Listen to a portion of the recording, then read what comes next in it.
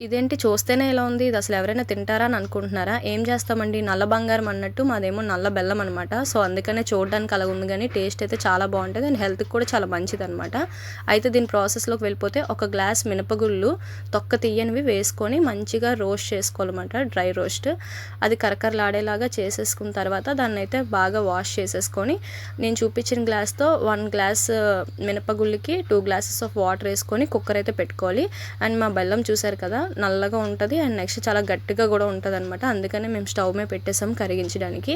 And అందులో నుంచి గడ్డి అండ్ ఇసుకలాగా ఏవైనా ఉంటాయి కాబట్టి దాన్ని వడకట్టుకొని అయితే ఒక పక్కన పెట్టేసుకొని ఇంకా 4 విజిల్స్ వచ్చిన తర్వాత ఆ బెల్లం తీసుకొచ్చేసి ఈ మినపగుళ్ళు దాంట్లో వేసేసుకోవాలి. వేసిన తర్వాత అందులో చిటికెడు సాల్ట్ వేసుకొని ఇంకా అలా కలుపుతుంటే దగ్గరగా అయిపోతుందనమాట. ఇంకా ఆ టైంలో స్టవ్ ఆఫ్ చేసుకొని ఇంకా తినేయడమే. అసలు ఎంత బాగుంటుందంటే నేను చిన్నప్పుడైతే బాగా తినేదాన్ని.